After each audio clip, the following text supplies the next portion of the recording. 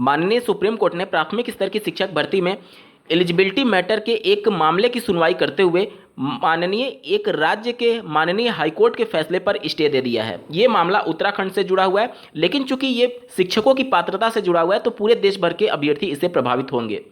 पूरा मामला क्या है इसके बारे में डिटेल में बात करेंगे। सबसे पहले जान लेते हैं कि माननीय कोर्ट ने कहा क्या है। तो यहाँ पर आप कोर्ट ऑर्डर में देख सकते हैं, in the mean time the operation of the impugned judgement and order shall be remained stayed, यानी कि माननीय उत्तराखंड हाईकोर्ट के द्वारा जो कुछ भी फैसला दिया गया था उस पर पूरी तरीके से रोक लगा दिया गया है। क्या है पूरा मामला? साथ ही साथ 14 दिसंबर 2022 को माननीय सुप्रीम कोर्ट में बीएड अभ्यर्थियों के प्राथमिक शिक्षक भर्ती में पात्रता को लेकर के जो कुछ भी वीडियो प्रकाश में आ रहा है, आप लोग के लगातार कमेंट के माध्यम से प्रश्न आ रहे हैं कि आखिर उसमें है क्या, डिटेल में बात करेंगे, अंत तक जुड़े रहिएगा। नमस्कार दोस्तों, मेरा नाम है नीरज और आप देख रहे हैं कैरियर बिट यूट्यूब चैनल। अगर आप इस चैनल पर पहली बार विजिट कर रहे हैं तो इसको सब्सक्राइब करते हुए बेल आइकन को प्रेस करना ना भूलें।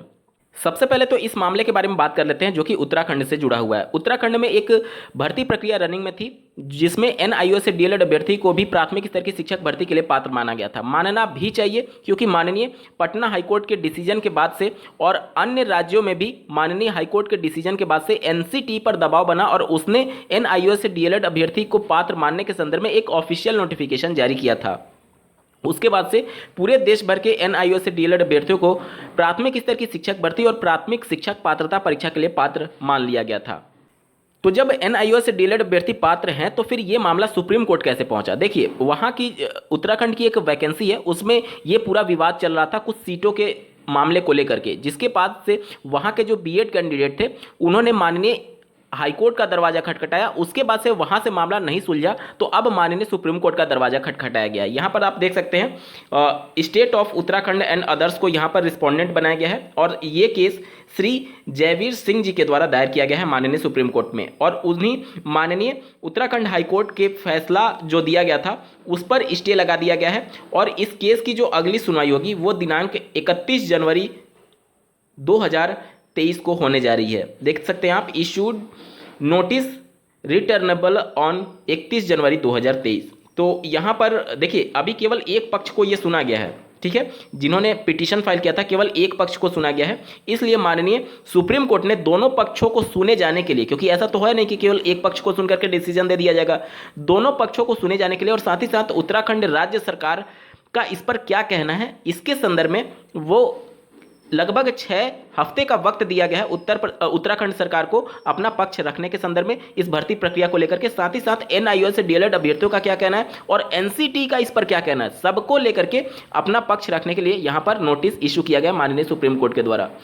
आजकल की डेट में आप देख रहे होंगे कि एनसीटीई के द्वारा जो कुछ भी नियम कानून बनाए जा रहे हैं वो सब कुछ माननीय कोर्ट में चैलेंज हो रहे हैं। तो क्या नियमों को बनाते दौरान कुछ ढिलाई बरती जा रही है कि हर चीज वो आजकल चैलेंज हो रहा है माननीय सुप्रीम कोर्ट में?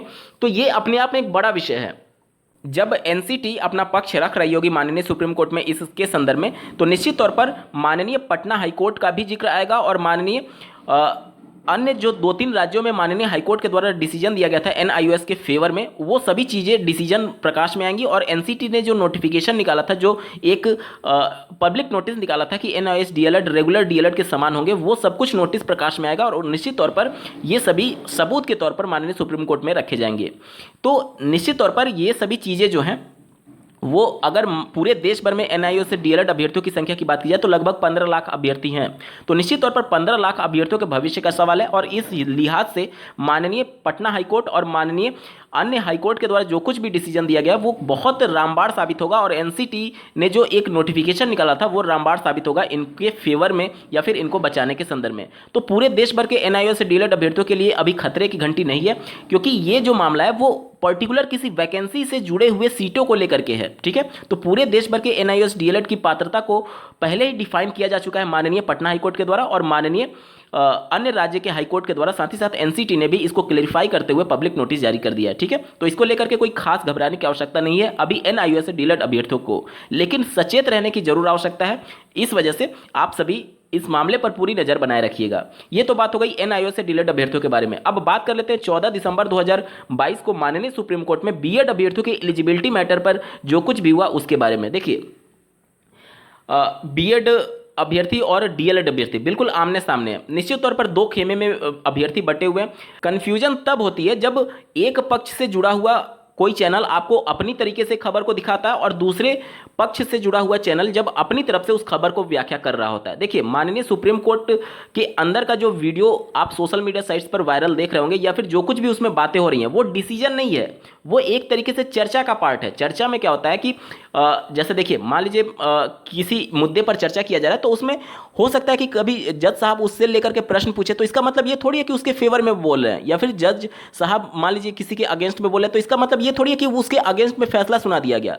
ये सब कुछ एक तरीके से डिस्कशन का पार्ट होता है। तो केवल डिस्कशन के पार्ट को आधार बनाते हुए अभी ये कहना कि इसके फेवर में फैसला आ रहा है या फिर इसके अगेंस्ट में आ रहा है, बहुत जल्दबाजी होगी। ठीक है, क्योंकि बहुत बड़े बड़े पक्ष हैं इसमें, और साथ ही साथ देखिए केंद्र सरकार का भी मामला है, एनसीटी का भी मामला है, और कई राज्यों में जहां पर बीएड को अलाउ किया गया उन सब का मामला है। साथ ही साथ राष्ट्रीय शिक्षा नीति 2020 को भी इग्नोर नहीं किया जा सकता।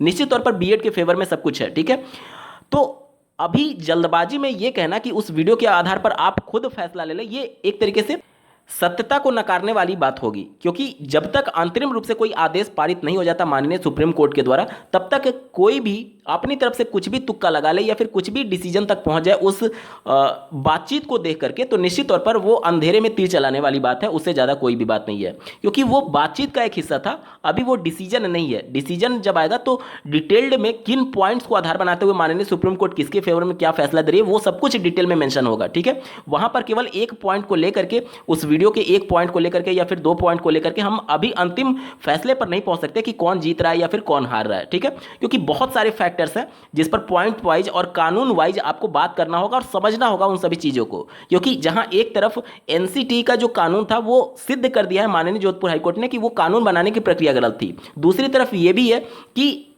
राष्ट्रीय शिक्षा नीति 2020 पूरी तरीके से बीएड के फेवर में और डीएलएड कोर्सेज जो अन्य राज्यों में धीरे धीरे बंद किए जा रहे, आप हरियाणा का उदाहरण ले लीजिए, वहां पर डीएलएड कोर्स बंद कर दिया गया है। गवर्नमेंट ऑर्डर आ चुका है कि 2023 के बाद 2023 से कोई भी वहां पर डीएलएड कोर्स नहीं रन किया जाएगा। जब जाहिर सी बात है, जब सभी राज्य सरकार बीएड के फेवर में है, तो फिर डीएलएड का वजूद धीरे धीरे खत्म हो रहा है, एक तरीके से डीएलएड कोर्स बंद हो रहे हैं, तो निश्चित तौर पर बीएड ही कोर्स को आगे ज्यादा प्रमोट करेगी कोई भी राज्य सरकार।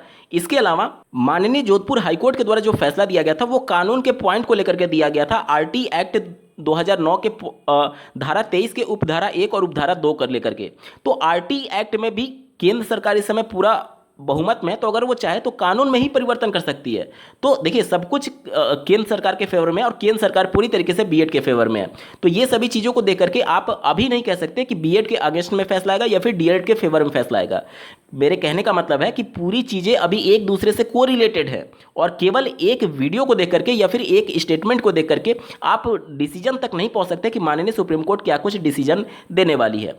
देखिए, इस वीडियो का मकसद किसी के भी फेवर में या फिर किसी के अगेंस्ट में बोलने का कोई भी मकसद नहीं है। सिर्फ और सिर्फ जो आप लोग के लगातार कमेंट के माध्यम से प्रश्न आ रहे थे या फिर क्या कुछ उस वीडियो का मतलब है, ये मैं आपको बताने की कोशिश कर रहा हूं, क्योंकि कोई भी जो फैसला आता है वो केवल एक पक्ष को सुन करके नहीं आता है। विभिन्न प्रकार के क्या इसके भविष्य में इंपैक्ट पड़ेंगे, क्योंकि भविष्य में जाकर के माननीय सुप्रीम कोर्ट और ये सभी चीजें इस बात पर भी तो चर्चा करेंगे कि भविष्य में जाकर के कौन सा कोर्स आगे रहने वाला है, कौन सा कोर्स बंद हो जाएगा। क्योंकि जब डीएलएड अभ्यर्थियों की संख्या ही नहीं बचेगी भविष्य में जाकर के, तो फिर बीएड को एनी हाउ आपको प्राइमरी में तो लाना ही पड़ेगा ना।